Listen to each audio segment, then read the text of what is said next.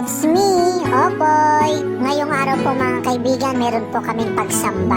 Dadayo po muna kami ng Kuya Ruel sa ibang lugar para po sumamba. Siyempre ako naman excited. 5 PM po ng umaga ako po'y nagising. Sabi po ng Kuya Ruel, kailangan po maaga po kaming gigising. Maaga po kaming maghahanda para hindi po kami malate ng pagsamba. Maagang maaga po mga kaibigan, ako'y pinaliguan ng Kuya Ruel. Gulat po kayo no, marunong po ako mag-toothbrush. Kahit pa paano po mga kaibigan, kaya ko po mag-toothbrush. Kahit po ako isang PWD, yung mga bagay po na kaya ko pong gawin ay pwede ko pong gawin. Hindi ko na po pinapagawa po sa iba kung kaya ko naman pong gawin. Habang ako po'y naliligo, inihanda na nga po ng Kuya Ruel ang aking pong gatas na aking iinumin. Para mamaya kapag lumamig ay ito po'y aking iinumin na. Isinalin na nga po ng Kuya Ruel yung gatas sa aking lalagyan na meron pong straw na aking sisip-sipin. Ayaw niya kasi po akong umiinom nakasubsob. Habang po ako'y nagpapalit at nagbibihis po mga kaibigan, yung akin pong gatas ay hinihintay pong lumamig. Sabi ng Kuya Ruel sa kanyang anak, bantayan po yung aking gatas. Kaya lang po nangyari, bantay sa lakay. Utay-utay na binabakbakan po yung gatas. Para hindi po masyadong halata, nagbago po ng pamamaraan. Hindi niya na po kinuha po yung lalagyan ng gatas, kundi utay-utay niya pong sinisip-sip po yung gatas hanggang po ito'y maubos. Mautak po talaga ang anak po ng Kuya Ruel. Palihim po talagang tumitira hanggang po'y maubos yung aking gatas. At dahil po hindi na po nakontento at plano po talagang ubusin, ginalingan at hinusayan na nga po ng anak ng Kuya Ruel para po siyang magtagumpay sa tinimplang gatas para sa akin. Ang cute po talaga ng batang ito at nakakatuwa.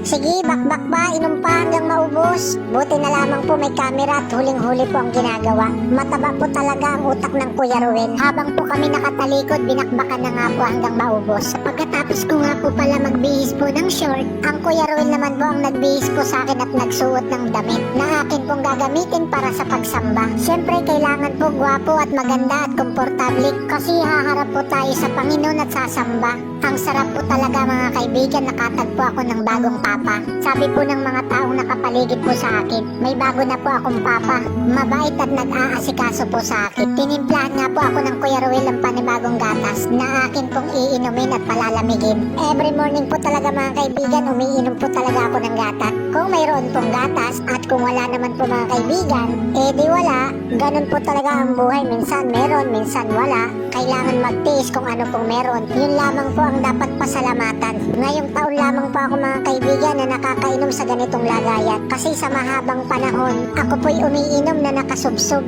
Pakiramdam ko po ako po isang manok. Buti na lamang po mga kaibigan, meron po akong bagong papa. Papa sa umaga, papa sa gabi. At pagkatapos ko nga po uminom po ng gatas, inihanda na nga po ng Kuya Ruel yung akin pong umagahan. Siyempre, bago po lumapang, ako po muna ay nanalangin at nagpasalamat sa ating Panginoon.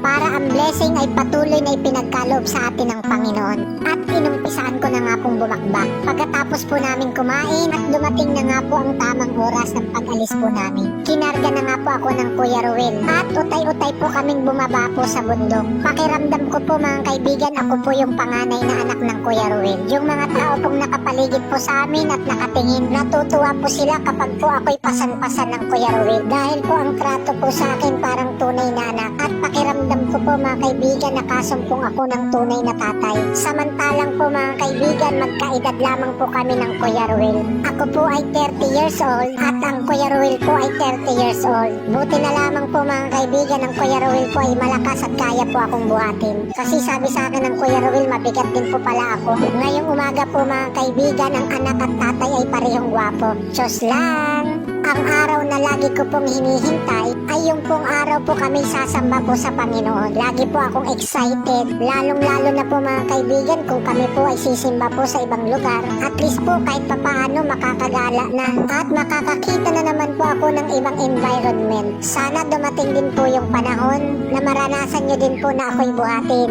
Joke lang! Yung mga bago kong nanay, mga bago kong tatay, mga bago ko pong mga kapatid, mga taong nagmamahal po sa akin, mga taong sumusuporta, maraming salamat po sa inyo na patuloy nyo pong pinagtsatsagaan po yung aking mga videos. Pakishare na rin po mga kaibigan ang videos kong ito. Kung gagawa po kami ng pelikula ng Kuya Ruel, ano pong magandang title? Ano pong magandang message na amin pong mababasa po sa baba? Comment lang po kayo mga kaibigan, huwag na po kayong mahiya. Ayan na po, habang naghihintay po po yung karamihan, nakarating na nga po kami sa baba. At ipapasok na nga po ako ng Kuya Ruel sa loob po ng tricycle. Diyan po ako nakapwesto sa loob para safe po ang aming biyahe. Buti na lamang po mga kaibigan, meron na pong tricycle na ginagamit ang Kuya Ruel. Salamat sa Panginoon na pinagkalooban siya ng Panginoon. It's me, Opo!